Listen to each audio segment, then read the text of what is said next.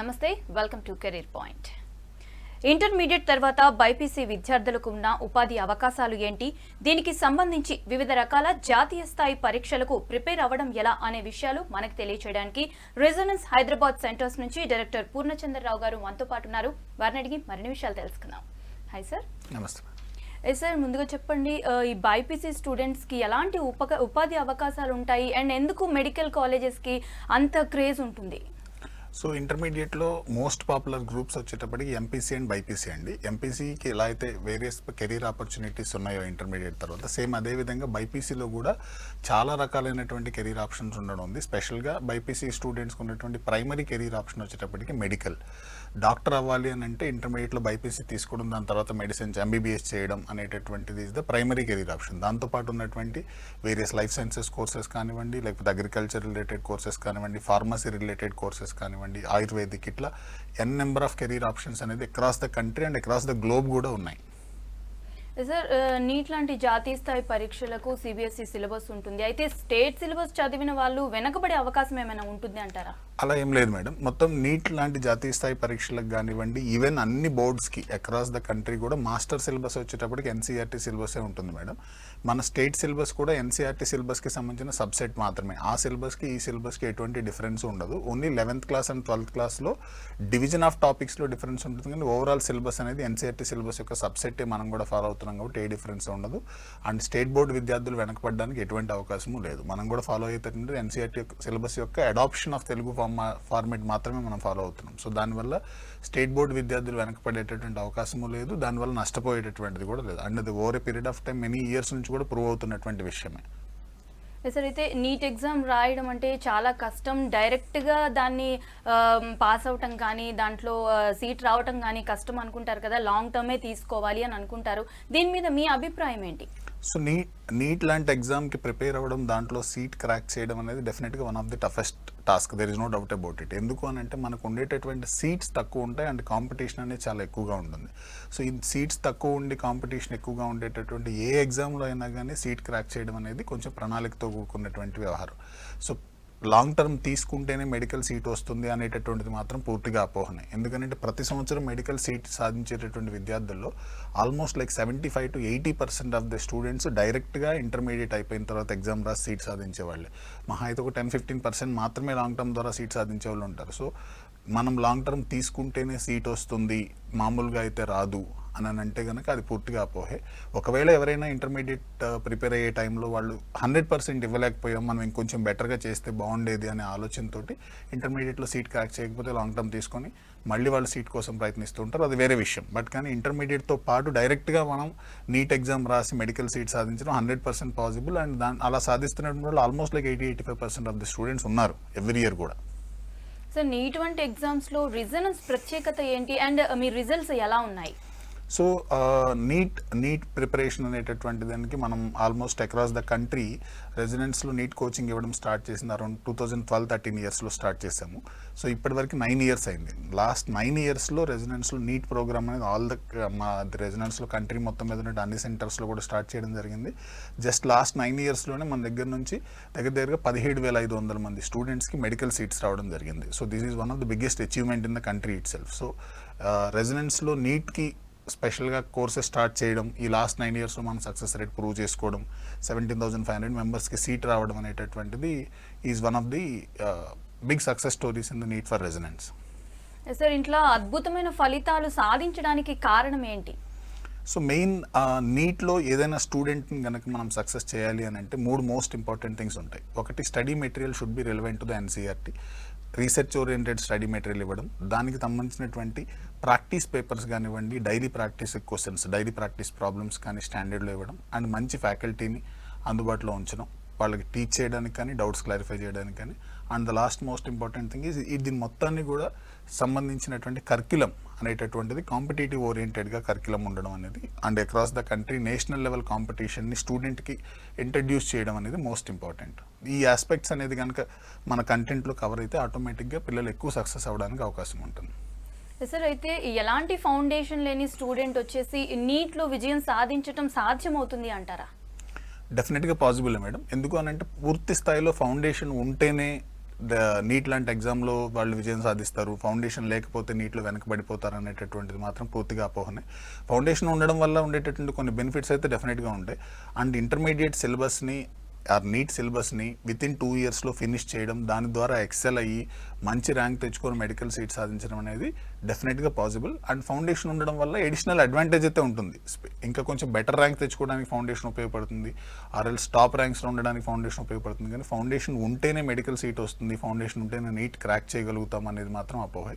ఈ 2 ఇయర్స్ పాటు ఇంటర్మీడియట్లో నీట్కి ప్రిపేర్ అయ్యేటప్పుడు వాళ్ళు ఎలాంటి ప్రణాళికను తీసుకున్నారు, ఎలాంటి స్టడీ మెటీరియల్ చదివారు, ఎంత సిన్సియర్గా హార్డ్ వర్క్ చేశారు అనే దాని మీదే సక్సెస్ ఆధారపడి ఉంటుంది. మెడికల్ సీటే సాధించాలి అని చాలా మంది లక్ష్యంగా పెట్టుకుంటారు కదా, వాళ్ళకి మీరు ఎలాంటి ప్రత్యేకమైన విద్యా బోధనలు చేస్తూ ఉన్నారు?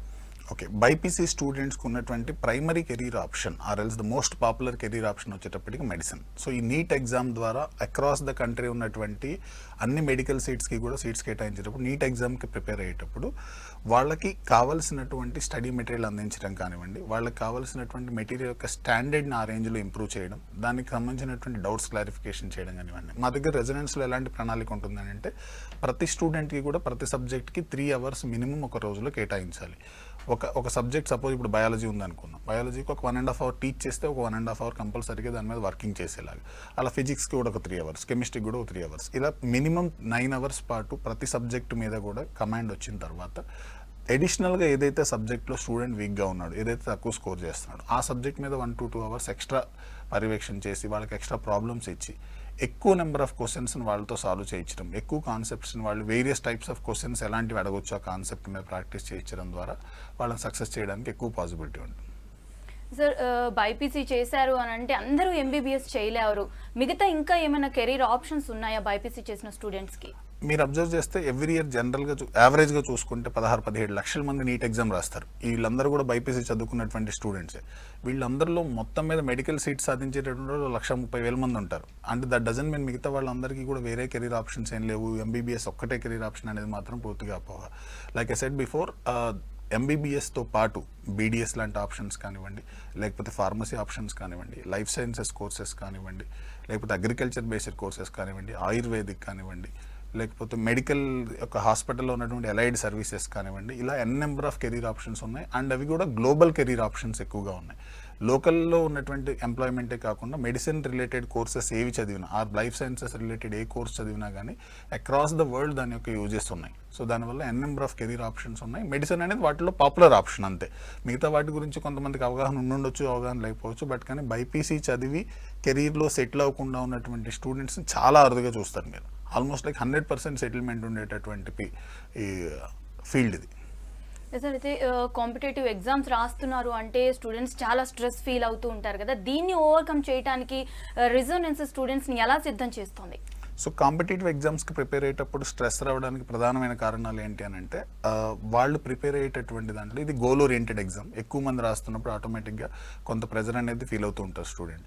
వాళ్ళకి కావాల్సినటువంటి ఎవ్రీడే ప్రిపరేషన్కి సరిపడా time, in the sense class చెప్పినప్పుడు దానికి సంబంధించిన డెడికేటెడ్ టైం, దాని తర్వాత వాళ్ళకి వచ్చినటువంటి ఏ రోజు డౌట్స్ కనుక ఆ రోజు క్లారిఫై అయ్యి, అండ్ ఎవ్రీ వీక్ కనుక వాళ్ళ గోల్ రీచ్ అవ్వడానికి ఎంతవరకు ప్రోగ్రెస్ అయ్యారు అనేది కనుక స్టూడెంట్కి అప్డేట్ చేసేటటువంటి ఎన్విరాన్మెంట్ ఉంటే ఆటోమేటిక్గా స్టూడెంట్లో కాన్ఫిడెన్స్ అనేది వీక్ బై వీక్ బిల్డప్ అవుతూ ఉంటుంది. ఒక 2 ఇయర్స్ పాటు మనం అంటే దగ్గర 100+ వీక్స్ ప్రిపరేషన్ జరుగుతున్నప్పుడు ఎవ్రీ వీక్ వాళ్ళ మైల్ స్టోన్కి 1% ఇంప్రూవ్ అయినా కూడా they will be better student every week. దాని ద్వారా మనం స్ట్రెస్ని హ్యాండిల్ చేయొచ్చు. సార్, అయితే చాలా మందికి ఒక డౌట్ ఉంటుంది, నీట్ అంటే మెరిట్ స్టూడెంట్స్కే ఎక్కువ ప్రిఫరెన్స్ ఇస్తారు, నార్మల్ యావరేజ్ స్టూడెంట్స్కి అంతగా ఉండదు అని అంటారు. మీ దగ్గర కూడా ఇలా మెరిట్ సెక్షన్స్ ఉన్నాయా?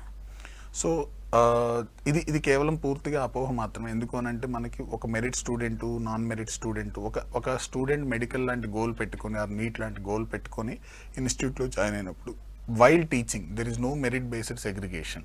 అందరికీ కూడా ఈక్వల్ ట్రీట్మెంట్ ఇవ్వడం జరుగుతుంది. అండ్ వాళ్ళకి కావాల్సినటువంటి రా స్టడీ మెటీరియల్ కానివ్వండి, ప్రిపరేషన్లో కానీ ఎటువంటి డిఫరెన్సియేషన్ లేకుండా 100% ఇచ్చినప్పుడు స్టూడెంట్ ఈ 2 ఇయర్స్లో ఎలా అయినా ఫ్లోరిష్ అవ్వచ్చు. కొంతమంది యావరేజ్ స్టూడెంట్స్ కూడా ఎక్స్ట్రాడినరీగా తయారయ్యి వితిన్ 2 ఇయర్స్ లోపల మెడికల్ సీట్స్ క్రాక్ చేసినటువంటి ఎగ్జాంపుల్స్ నెంబర్ ఆఫ్ థింగ్స్ చూస్తూ ఉంటాం. స్పెషల్లీ మెడికల్ ఎగ్జామ్లో it is not a very difficult exam, it's a different exam. దాన్ని హ్యాండిల్ చేసేటువంటి పద్ధతి కానివ్వండి, టైం మేనేజ్మెంట్ కానివ్వండి, సిలబస్ కవరేజ్ కానివ్వండి, కానివ్వండి, వీటి మీద ఎక్కువ ప్రణాళిక ఉండి దాన్ని కనుక ప్రాపర్గా ప్రిపేర్ అవ్వగలిగితే even average student also will be able to crack a medical seat.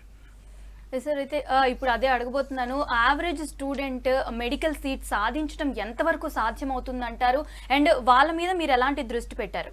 So ఇప్పుడు యావరేజ్ స్టూడెంట్ మెడికల్ సీట్ సాధించడం ఎందుకు పాసిబిలిటీ అనే దానికి ఒక చిన్న బేసిక్ ఎగ్జాంపుల్ తీసుకుంటే కనుక, ఈ 2 years చదివేటటువంటి సిలబస్ ఏదైతే ఉందో ఆ సిలబస్ని కనుక మనం ఎవ్రీడే బ్యాక్లాగ్ క్రియేట్ అవ్వకుండా ఏ రోజు సిలబస్ ఆ రోజు క్రియేట్ చేసుకుంటూ అండ్ చదివే స్టడీ మెటీరియల్ రిలవెంట్గా ఉండి అండ్ మనం నీట్ లాంటి ప్రాక్టీస్ ఎగ్జామ్స్ కనుక ఎవ్రీ వీక్ రాస్తూ ఉంటే మనకి ఈ 2 years లోపల ఒక 100 డిఫరెంట్ ప్రాక్టీస్ ఎగ్జామ్స్ కనుక ఎప్పుడైతే స్టూడెంట్ ఫుల్ లెంత్లో రాయగలిగాడో అండ్ సిలబస్ మొత్తం ప్రిపేర్ అవ్వగలిగాడు, ఆటోమేటిక్గా ఏ స్టూడెంట్ అయినా కానీ ఆ లెవెల్కి రావడం అనేటువంటిది possible. Even 70% of the marks మనం తెలంగాణ స్టేట్లో స్పెషల్గా చూసుకుంటే కనుక నీట్ ఎగ్జామ్లో ఈవెన్ 70% ఆఫ్ ది మార్క్స్ వచ్చినా కూడా మనకి సీట్ వచ్చేటటువంటి అవకాశం ఉన్నటువంటి సిచ్యువేషన్ తెలంగాణ స్టేట్లో స్పెషల్గా ఉంది. సో ఆ మాత్రం కష్టం ఈవెన్ నార్మల్ యావరేజ్ బ్యాక్గ్రౌండ్ నుంచి వచ్చిన స్టూడెంట్ కూడా ఇంప్రూవ్ అయ్యి ఆ లెవెల్కి రావడం 100% పాసిబుల్. సార్ అయితే రిజోనెన్స్ ఐఐటికి ఫేమస్ అంటారు, నీట్కి కూడా అంతే ప్రాముఖ్యత, అంతే ఇంపార్టెన్స్ ఇస్తారా? సో రెసిడెన్స్లో మొదట రెసిడెన్స్ 20 ఏళ్ల క్రితం మొదలైనప్పుడు ఫస్ట్ ఐఐటితో స్టార్ట్ చేయడం జరిగింది కోట రాజస్థాన్లో. సో అందువల్ల ఆబ్వియస్గా మాకు ఐఐటి ఒక 20 ఏళ్ళ నుంచి ఉండడం వల్ల దానికి ఎక్కువ పేరు ప్రఖ్యాతలు రావడం జరిగింది. కానీ 9 సంవత్సరాల క్రితం మనం ఎప్పుడైతే నీట్ స్టార్ట్ చేసామో అక్రాస్ ద కంట్రీ అన్ని లొకేషన్స్లో కూడా నీట్ స్టార్ట్ చేసినప్పటి నుంచి లాస్ట్ 9 yearsలో మనం నెంబర్ ఆఫ్ రిజల్ట్స్ ప్రొడ్యూస్ చేయడం కానివ్వండి, టాప్ ర్యాంక్స్ ప్రొడ్యూస్ చేయడం కానివ్వండి, మన దగ్గర చదివిన స్టూడెంట్స్లో ఎక్కువ మందికి మెడికల్ సీట్స్ రావడం కానీ, దీనివల్ల దేశం మొత్తం మీద కూడా ఇప్పుడు నీట్ కోచింగ్లో రెసిడెన్స్ అనేటటువంటి దానికి ప్రత్యేక స్థానం అనేది ఉండడం జరిగింది. సో అది కేవలం ఐఐటికి మాత్రమే, లేకపోతే నీట్లో ప్రణాళిక లేదనేటటువంటిది అపోహ మాత్రమే. 9 years నుంచి కూడా మంచి సక్సెస్ఫుల్ ట్రాక్ రికార్డ్ కూడా నీట్లో కూడా రెసిడెన్స్కి ఉంది. సార్ బైపీసీ స్టూడెంట్ అంటే ఫస్ట్ భయపడేది ఫిజిక్స్కి, దీన్ని మీరు ఎలా ఓవర్కమ్ చేస్తున్నారు? అసలు ఎందుకు భయపడతారు ఫిజిక్స్కి?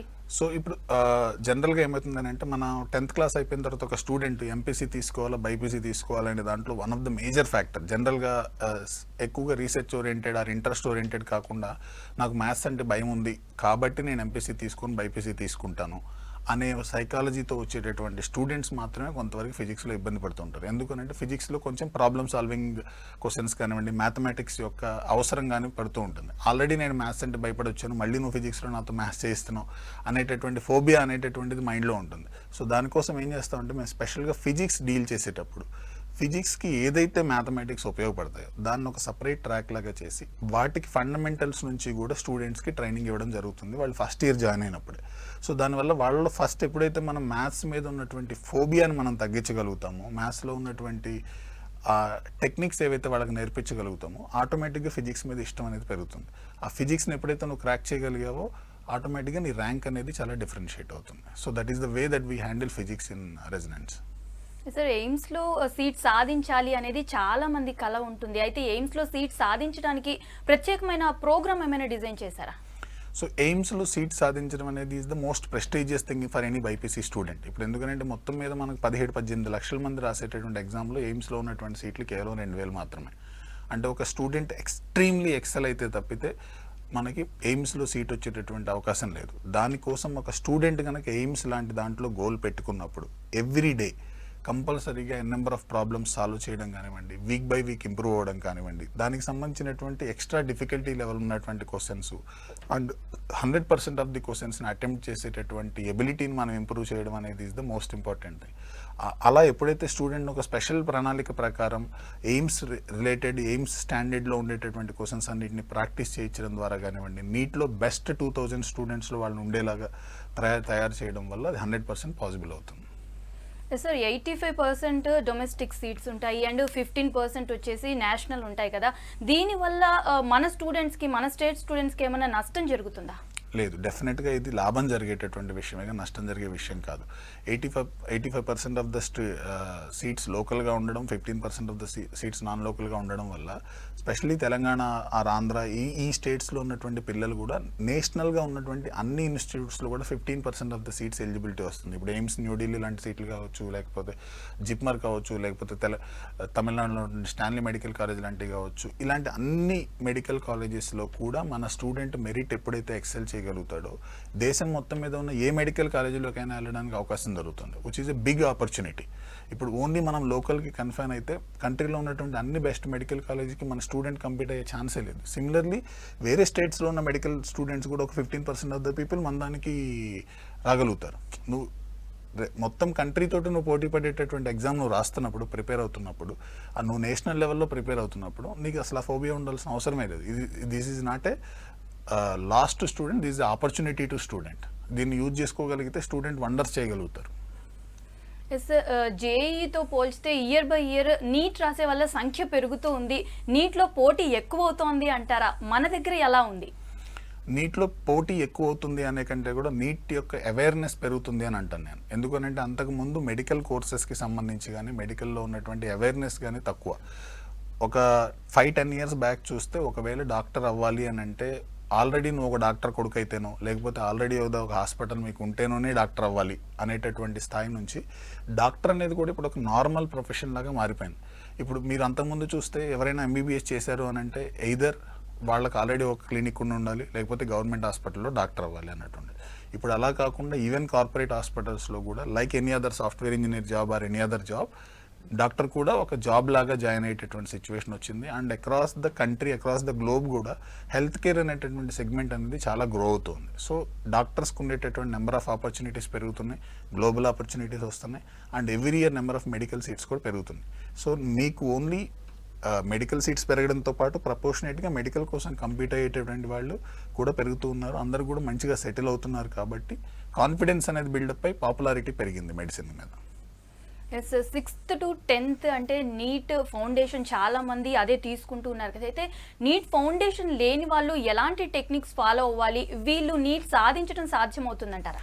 So NEET 6th to 10th course చదివేటప్పుడు ఏదైతే కంటెంట్ ఉంటుందో దాన్ని ఎప్పుడైతే స్టూడెంట్ ఫౌండేషన్ తీసుకుంటే దానిలో వచ్చే అడ్వాంటేజ్ ఏంటంటే ఆబ్జెక్టివ్ ఓరియంటెడ్గా ప్రిపేర్ అవుతారు. స్కూల్లో లెర్నింగ్ అంతా కూడా డిస్క్రిప్టివ్ మోడ్లో ఉంటుంది, ఆబ్జెక్టివ్ ఓరియంటెడ్గా ప్రిపేర్ అవుతారు. ఒకవేళ మీరు ఫౌండేషన్ తీసుకోకుండా డైరెక్ట్గా ఇంటర్మీడియట్లో జాయిన్ అయినా కూడా ఈ నీట్ లాంటి ప్రిపరేషన్కి ఫస్ట్ 2-3 మంత్స్లో ఎంత త్వరగా మీరు అలవాటు పడగలిగితే, ఎంత త్వరగా మీరు ఆబ్జెక్టివ్ ఓరియంటెడ్ థింకింగ్కి మారగలిగితే, ఒక ప్రాబ్లమ్ని ఒక 4 రకాలుగా 5 రకాలుగా, ఒక క్వశ్చన్ని ఒక 5-6 రకాలుగా మీరు చూసేటటువంటి స్కిల్ని ఎంత ఫాస్ట్గా డెవలప్ చేసుకుంటే అంత టైం మీరు సేవ్ చేయగలుగుతారు.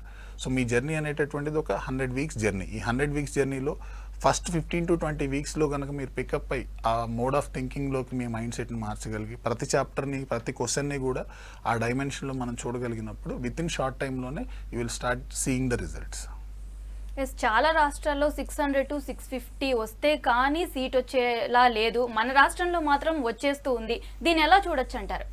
సో అది తెలంగాణలో కానీ ఆంధ్ర స్టూడెంట్స్కి కానీ ఉన్నటువంటి ప్లస్ పాయింట్గా చెప్తాను నేను. సో తెలంగాణలో మెడికల్ సీట్స్ ఎక్కువగా ఉండడం కొంచెం, అండ్ ఇక్కడ అవేర్నెస్ కూడా ఉండడం, and competition point of view medical సీట్స్కి వేరే స్టేట్స్తో పోల్చుకుంటే కొంచెం కాంపిటీషన్ తక్కువ ఉండడం, మంచిగా చదివితే స్టూడెంట్, తెలంగాణ మెడికల్ స్టూడెంట్ ఒక మంచి మెడికల్ కాలేజ్లో సీట్ తెచ్చుకోవడం అనేటటువంటిది 70% మార్కులు వచ్చినా కూడా నీట్ ఎగ్జామ్లో it is 100% possible. So it is an opportunity for students. So excel అవ్వడానికి మంచి ఆపర్చునిటీ ఉంది. అండ్ తెలంగాణ అనేది గ్రోయింగ్ స్టేట్ కాబట్టి ఈ స్టేట్లో నెంబర్ ఆఫ్ మెడికల్ సీట్స్ రావడం కానివ్వండి, మెడికల్ కాలేజెస్ ఇంప్రూవ్ అవ్వడం, సేమ్ ఆంధ్రాలో కూడా అలానే జరుగుతూ ఉండడం వల్ల ఈ తెలుగు స్టేట్స్లో ఉన్నటువంటి స్టూడెంట్స్ గుడ్ ఆపర్చునిటీ. ఎస్, మెడిసిన్లో సీట్ సాధించాలి అంటే చాలా కష్టం. నీట్ ఎగ్జామ్కి ఎలా ప్రిపేర్ అవ్వాలి, రోజులో ఎన్ని గంటలు ప్రిపేర్ అవ్వాలి? సో ఎన్ని గంటలు ప్రిపేర్ అవ్వాలి అనేటటువంటి దానికి ఒక డెడికేటెడ్ ఫార్ములా లాంటిది ఏమీ లేదు. బట్ ప్రతి సబ్జెక్ట్కి కనీసం 3 గంటలు కేటాయించడం అనేది అయితే కనుక మస్ట్ అండ్ షుడ్. అండ్ ఏదైతే సబ్జెక్ట్లో నువ్వు కొంచెం వీక్గా ఉన్నావో దానికి అడిషనల్గా ఒక 1-2 అవర్స్ కేటాయించడం. సో 24 గంటల్లో 10 నుంచి 11 గంటలు అనేది నువ్వు పూర్తి స్థాయిలో అకాడమిక్స్ ఎటువంటి డీవియేషన్ లేకుండా ప్రిపేర్ అవ్వడం అనేది is a bare minimum hard work required to excel in this kind of exam. Yes, NEET జరిగేటప్పుడు ఏమైనా అడిషనల్గా టెస్ట్లు ఏమైనా కండక్ట్ చేస్తూ ఉంటారా? మేము నీట్ లాంటి జాతీయ స్థాయి పరీక్షకు ప్రిపేర్ అయ్యేటప్పుడు ఏంటంటే ఆ ప్యాటర్న్లో స్టూడెంట్ని థింక్ చేసేలాగా అలవాటు చేయడం అనేది మోస్ట్ ఇంపార్టెంట్. సో ఈ 100 వీక్స్ పాటు ఒక ప్రోగ్రామ్ నడుస్తున్నప్పుడు ఎవ్రీ వీక్ కూడా నీట్ ప్యాటర్న్లో స్టూడెంట్ ఒక ఎగ్జామ్ రాయడం అనేది జరుగుతూ ఉంటుంది. అండ్ కాన్సెప్ట్స్, డెఫినేషన్స్ ఇవన్నీ అర్థం అవ్వడం కోసం ఎవ్రీ 3 వీక్స్కి ఒకసారి మేము కాన్సెప్ట్ బిల్డింగ్ టెస్ట్ లాంటివి కూడా పెడతాం. ఈ ప్రాక్టీస్ వల్ల ఏమవుతుంది అని అంటే, సో నీట్ ఎగ్జామ్ ఒరిజినల్గా రాయడానికి ముందు ఆల్మోస్ట్ 100 సార్లు నీట్ ఎగ్జామ్ రాస్తాడు ప్రిపరేషన్లోనే స్టూడెంట్. సో ఆ కొత్తగా మళ్ళీ ఎగ్జామ్కి వెళ్ళి రాసేదేం లేదు. ఎవ్రీ వీక్ రాస్తున్న ఎగ్జామ్లోనే ఇంకొక ఎగ్జామ్ రాసి వచ్చినటువంటి కాన్ఫిడెన్స్ స్టూడెంట్లో వస్తుంది.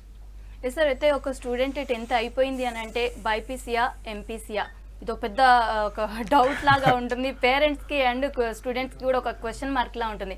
అసలు ఎలా డిసైడ్ చేసుకోవాలి? సో ఎంపీసీ బైపీసీ రెండింటిలో కూడా మంచి కెరీర్ ఆప్షన్స్ ఉన్నాయి. ఇప్పుడు ఎంపీసీలో ఎలా అయితే కనుక ఐఐటీ జేఈస్ కానివ్వండి, ఐఐటీలో కానివ్వండి, ఎన్ఐటీస్ కానీ ఇలాంటి మంచి ఇన్స్టిట్యూట్స్లో చదివి మంచి ఇంజనీరింగ్ సీట్స్ సాధించడం ఎలా పాసిబిలిటీ ఉందో, అలానే బైపీసీలో మెడికల్ లాంటి ప్రొఫెషన్స్ కూడా ఉన్నాయి. స్టూడెంట్ బైపీసీ చూజ్ చేసుకోవాలి, ఎంపీసీ చూజ్ చేసుకోవాలనే దానికి ఫస్ట్ తనకున్నటువంటి ఇంట్రెస్ట్, దెన్ సెకండ్ థింగ్ తనకున్నటువంటి అవేర్నెస్.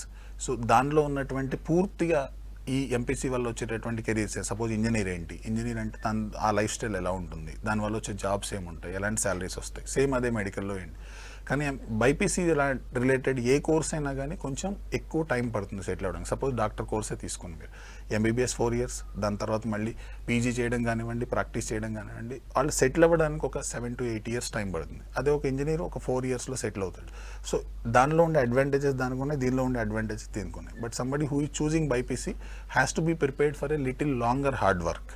సో దానికి మెంటల్గా మనం స్టూడెంట్ని ప్రిపేర్ చేసి అండ్ పేరెంట్ కూడా ప్రిపేర్ అయ్యి ఉండి వాళ్ళ మీద ప్రెజర్ పెట్టకుండా వాళ్ళకి ఆ స్పేస్ ఇవ్వగలిగితే బైపీసీ లాంటివి చూజ్ చేసుకోవచ్చు.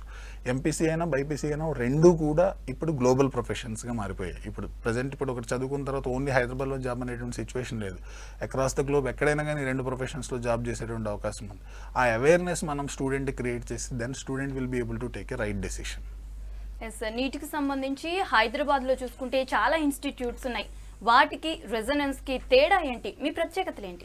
ఓకే, రెజొనెన్స్లో మీకు మేజర్గా నీట్ కోచింగ్లో ఉన్నటువంటి 4 అడ్వాంటేజెస్ మేడం. ఒకటి స్టడీ మెటీరియల్, కంప్లీట్గా ఎన్సీఆర్టీ బేస్ చేసుకుని research oriented study material every year కూడా అప్గ్రేడ్ చేస్తూ ఉంటాం, అది first thing. Then second thing వచ్చేటప్పటికి national level faculty, specially Kota based ఫ్యాకల్టీతో టీచింగ్ చేయించడం వల్ల దానిలో వచ్చేటటువంటి బెనిఫిట్స్ ఉన్నాయి. దెన్ థర్డ్ థింగ్ వచ్చేసేసి detailed curriculum which will enable student to practice at a national level competitive exam. Then the fourth most important thing is ఈ personal care తీసుకొని స్పెషల్గా నీట్ క్యాంపస్లు పెట్టి వాటిల్లో స్టూడెంట్స్ మీద పర్సనల్ అటెన్షన్ చేసి drive చేయడం వల్ల స్టూడెంట్కి ఎక్కువ రిజల్ట్ రావడానికి అవకాశం ఉంది. ఎస్ సార్, నీట్ అనగానే మెడిసిన్ సీట్, నీట్ ఇవనగానే పేరెంట్స్తో పాటు స్టూడెంట్స్ కంటే ఎక్కువ పేరెంట్స్ భయపడుతూ ఉంటారు, వాళ్ళు ఎక్కువ టెన్షన్ ఫీల్ అవుతూ ఉంటారు. వాళ్ళకి మీరేం చెప్తారు? సో ఫస్ట్ బైపీసీ తీసుకునేటటువంటి స్టూడెంట్స్ ఎక్కువ టెన్షన్ పడడానికి కారణం ఏంటి అని అంటే, ఇప్పుడు ఎంపీసీలో సపోజ్ మీరు ఇంజనీరింగ్ కోర్స్ జాయిన్ అయ్యారు అనుకుందాం. సో మీ ఎయిమ్ ఐఐటీ లాంటి కాలేజీలో సీట్ రావాలి అని అనుకుందాం. ఐఐటీ రాకపోతే ఎన్ఐటీ వస్తుంది, ఎన్ఐటీ రాకపోతే ట్రిపుల్ ఐటీ రాకపోతే ఇంకో ఇంజనీరింగ్ సీట్ వస్తుంది. కానీ మెడిసిన్లో మాత్రం ప్రాబ్లం ఏంటి అని అంటే, వస్తే మెడికల్ సీట్ వస్తుంది, మెడికల్ సీట్ రాకపోతే ఇంకో చిన్న మెడికల్ సీట్ అనేటటువంటిది ఏమీ లేదు. సో దానివల్ల మనకి వచ్చేటటువంటి డిసడ్వాంటేజ్ ఏంటి అని అంటే, ఓన్లీ మెడికల్ ఒక్కటి మాత్రమే ఆప్షన్ ఉన్నది అని అనుకుంటారు. సో మెడిసిన్తో పాటు ఉన్నటువంటి రిమైనింగ్ కోర్సెస్ యొక్క ఆప్షన్స్ అన్నీ కూడా ఎప్పుడైతే పేరెంట్స్కి అవేర్నెస్ ఉంటుందో ఆ ప్రెజర్ అనేది ఆటోమేటిక్గా తగ్గుతుంది. మిగతా కోర్సెస్లో కూడా మెడిసిన్తో పాటు ఈక్వల్గా సెటిల్మెంట్ ఆప్షన్స్ ఉన్నాయి. దానికి సంబంధించిన అవేర్నెస్ క్రియేట్ చేసుకోవడం ఒకటే సొల్యూషన్. సార్, అయితే వేరే స్టేట్స్ నుంచి వేరే డిస్ట్రిక్ట్స్ నుంచి వస్తూ ఉంటారు కదా, వాళ్ళకి హాస్టల్ ఫెసిలిటీ ఎలా ఉండింది? యా, సో ఇప్పుడు హైదరాబాద్ అనేటటువంటిది తెలుగు రాష్ట్రాల్లో 2 చోట్ల కూడా ఎడ్యుకేషన్కి ఒక హబ్ లాగా మారింది. సో వేరియస్ డిస్ట్రిక్ట్స్ నుంచి కూడా హైదరాబాద్కి నీట్ కోచింగ్ కోసం వస్తూ ఉంటారు స్టూడెంట్స్. వాళ్ళకి మా దగ్గర both day scholar option available ఉంది, రెసిడెన్షియల్ ఆప్షన్ కూడా అవైలబుల్ ఉంది. Hostel exclusive girls and boys campuses కూడా అందుబాటులో ఉన్నాయి. కాబట్టి స్టూడెంట్ యొక్క ఫ్లెక్సిబిలిటీ ప్రకారం వాళ్ళు చూస్ చేసుకోవచ్చు. వాళ్ళకి నచ్చినటువంటి డెసిషన్ తీసుకోవడానికి అన్ని రకాలైనటువంటి ఆప్షన్స్ కూడా అందుబాటులో ఉన్నాయి. Okay, thank you sir. ఇది ఇవాల్టి career point. Stay tune to V6 news.